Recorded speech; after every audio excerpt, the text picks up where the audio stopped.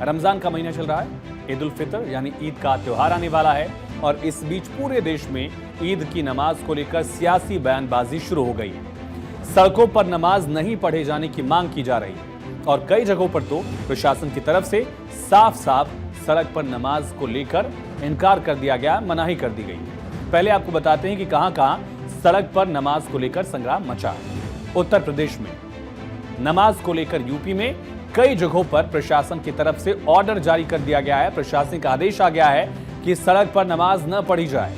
इसको लेकर प्रशासन और पीस कमेटी की तरफ से कोशिश की गई और इसके बाद प्रशासन की तरफ से आदेश आ गया है। राजधानी दिल्ली में भी बीजेपी के कई विधायकों ने सड़क पर नमाज न पढ़े जाने की मांग की है।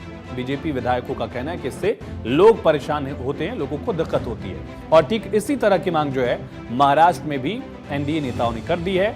उत्तर प्रदेश की तरह ही यहां पर भी प्रशासन से मांग की है कि नमाज सड़क पर न हो। लेकिन यूपी ऐसा राज्य है जहां कई जिलों में प्रशासन ने जुमा और ईद के दौरान सड़क पर नमाज से मनाही की है।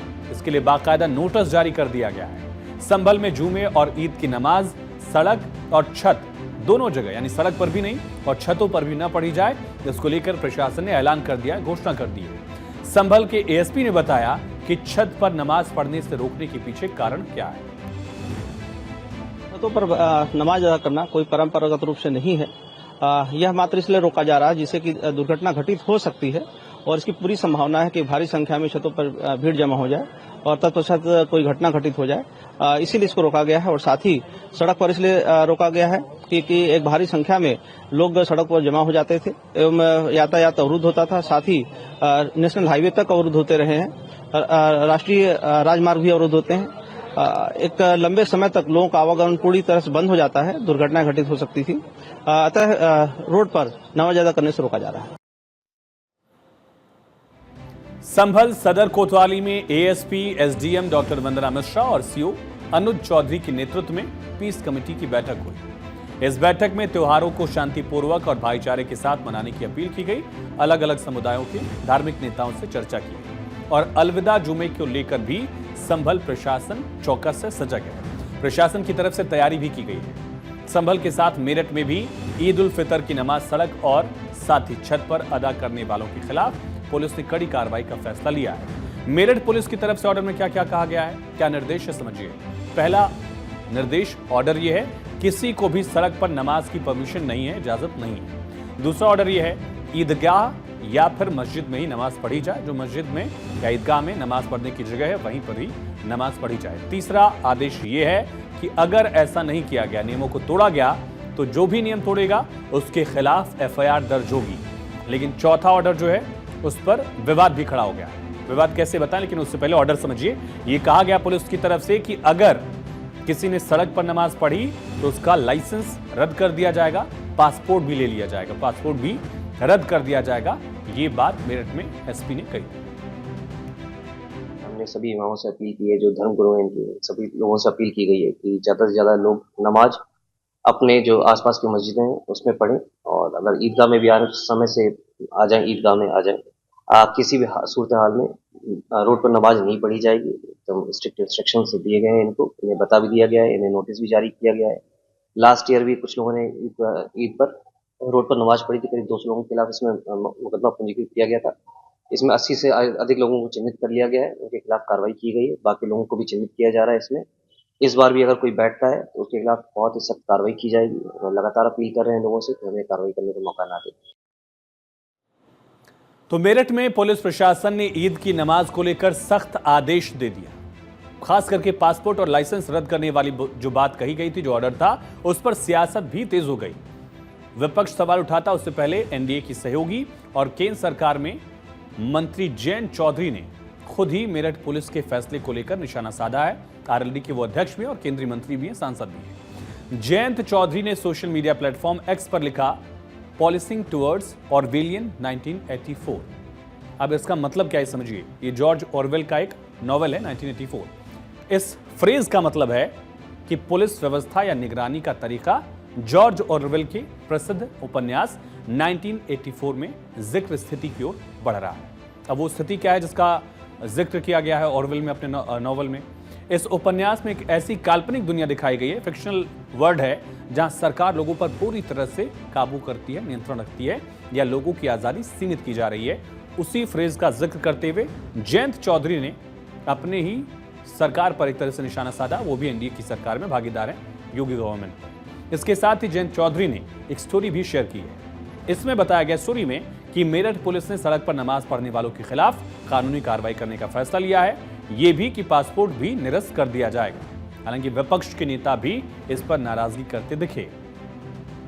सड़कों पे जो नमाज पढ़ने के लिए पाबंदी लगाई गई थी, पहले तो हमें उस पर ही एतराज था, क्योंकि जब सभी संप्रदाय के जुलूस या निकलते हैं सड़कों पर घंटों घंटों के लिए, तो उसमें रुकावट नहीं होती, तो चंद 10 मिनट की नमाज पढ़ने से क्या किसी को कोई परेशानी है। और फिर अफसोस इस बात का है कि अब छतों के ऊपर, छत किसकी प्रॉपर्टी है? छत हमारा किसी का घर है, छत है, तो उसे रोकने का क्या मतलब बनता है? ये तो हमारे अधिकारों का उल्लंघन है। हम अपनी छत पे अगर कोई नमाज अदा कर रहा है तो उसे रोकने का कोई मतलब, कोई औचित्य नहीं बनता। और इस चीज़ के लिए अगर ये करते हैं तो यकीनन हम मशवरा कर करके मैं अपने वकील से मैं कोर्ट भी का दरवाजा खटखटाऊंगा। ये कौन है तय करने वाले? भाई आपकी सड़क है, प्रॉपर्टी सरकार की है, तय करे सरकार। और मुसलमान को भी समझना चाहिए कि सड़क पर नमाज नहीं हो सकती, क्योंकि सरकार ने मना कर दिया, किसी की भी जगह पर आप नमाज नहीं पढ़ सकते जब तक आपको उससे इजाजत ना हो। लेकिन छत के ऊपर, छत उनकी प्रॉपर्टी है क्या? छत उनकी प्रॉपर्टी नहीं है। छत के ऊपर नमाज नहीं पढ़ेंगे तो कहाँ पढ़ेंगे अगर भीड़ हो जाएगी? ये वो तय करने वाले कौन हो गए कि नमाज कहाँ पढ़े कहाँ नहीं पढ़े? तो न केवल उत्तर प्रदेश बल्कि दिल्ली में भी बीजेपी ने मोर्चा खोल दिया है। दिल्ली बीजेपी के विधायक और नेता सड़क पर नमाज नहीं पढ़े जाने की मांग दोहरा रहे हैं। हम किसी के नमाज अदा करने को या न करने के विरोधी नहीं है। आप मस्जिद में करिए ना, जहां आपने जो करना है उस कार्यक्रम को वहां बनाइए, लेकिन मेन रोड में करके आप लोगों को परेशान न करें, ये मेरा कहना है।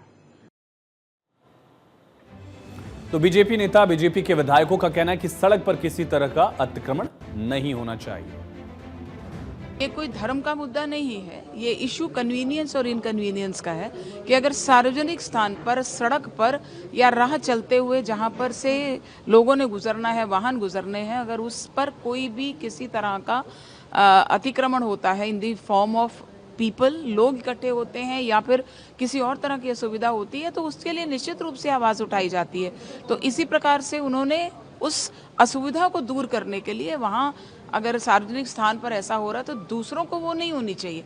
कोई अपने धर्म का पालन करे तो उसको पूरी आज़ादी है, पर उसकी आज़ादी उसके अपने तक ही सीमित होनी चाहिए। नमाज पढ़ने में किसी को कोई इतराज नहीं, सिर्फ इतराज है कि उस टाइम कोई स्कूल की बस, कोई एम्बुलेंस और आम आदमी को भी उसकी कठिनाई नहीं होनी चाहिए। मुद्दा ये है, तो इस पे उनको विचार करना चाहिए। जहाँ जहाँ नमाज मतलब कि ज्यादा सड़क पे नमाज नहीं पढ़ी जाती, लेकिन जहाँ पढ़ी जाती है तो वहाँ पर उनको विचार करना चाहिए कि दूसरे लोगों को कोई कठिनाई न हो। वहीं आम आदमी पार्टी के विधायक चौधरी जुबैर अहमद ने कहा कि दिल्ली में सड़कों पर नमाज पढ़ने की बड़ी वजह है कि मस्जिदों में जगह होती ही नहीं है। दिल्ली के अंदर जहाँ तक मैं महसूस करता हूँ, सड़कों पे अब नमाज नहीं होती है पिछले काफ़ी टाइम से। अगर कहीं नमाज सड़क पर होती है तो वो मजबूरी वश होती होगी। अगर मस्जिद में जगह नहीं है, रमज़ान का टाइम चल रहा है, तो कुछ जगहें होंगी जहाँ आ जाती होंगी। भाजपा के नेताओं को कोई काम नहीं है, इनको सिर्फ एक ही काम है कि एक नेता कहता है कि मीट की दुकानें बंद कर दी जाएं, एक नेता आगे कहता है कि नमाज से दिक्कत होती है, किसी को अजान से दिक्कत होती है। ये मुद्दे से भटकाने के लिए जब कुछ काम नहीं होता तो धर्म की राजनीति पे ये लोग आ जाते हैं और बार बार वही काम ये कर रहे हैं। सड़क पर नमाज नहीं पढ़ने की मांग महाराष्ट्र में भी उठी। एकनाथ शिंदे की पार्टी ने मांग की है कि उत्तर प्रदेश की तर्ज पर यूपी जैसे ही मुसलमानों को ईद की नमाज सड़क पर पढ़ने से रोका जाए, ऐसा आदेश जारी करे। प्रदेश की सरकार ने इस प्रकार का आदेश जारी किया है कि सड़कों पर नमाज मत पढ़िए, इसका रिएक्शन हो सकता है। बिल्कुल उसी तरीके से मुंबई में भी मैं मांग करूंगा मुंबई पुलिस से और महाराष्ट्र सरकार से कि इस ईद पे हमारे जितने मुस्लिम भाई हैं, बहन तो नहीं जाते पढ़ने, जितने मुस्लिम भाई हैं वो सभी या तो ईदगाह में जाके नमाज पढ़ें या मस्जिदों में नमाज पढ़े। मुंबई के सड़कों पे नमाज न पढ़ें, ऐसी सरकार की तरफ से व्यवस्था हो, ऐसी सरकार की तरफ से आदेश जारी हो, ऐसा मुंबई पुलिस की तरफ से एक सभी मस्जिदों को और मुस्लिम संगठनों को निर्देश जारी किया जाना चाहिए। भारत में इन दिनों सड़क पर या किसी भी खुले स्थान पर नमाज अदा करने को लेकर खासा बवाल देखने को मिल रहा है।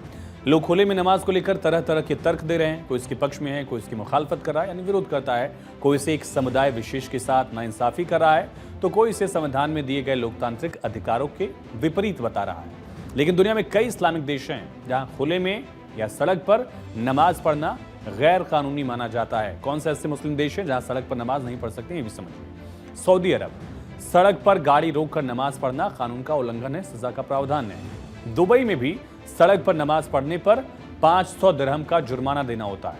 अबू धाबी में भी सड़क पर गाड़ी रोककर अगर नमाज पढ़ा गया तो अपराध है। कई इस्लामिक देश जहां खुले में या सड़क पर नमाज पढ़ने की इजाजत नहीं है, किन जगह क्या सजा का प्रावधान है, ये भी हमने आपको बताया। कल जुमे की नमाज है, आखिरी जुमा है रमजान का। इसको लेकर देश के कई राज्यों, खास करके उत्तर प्रदेश में चौकसी बढ़ा दी गई है। प्रशासन की तरफ से ध्यान दिया जा रहा है कि जुमे की नमाज शांतिपूर्ण तरीके से हो जाए, लेकिन इन सब के बीच सियासत भी खूब गर्मा रही है। यूपी, दिल्ली, महाराष्ट्र तक ये मामला आगे बढ़ रहा है।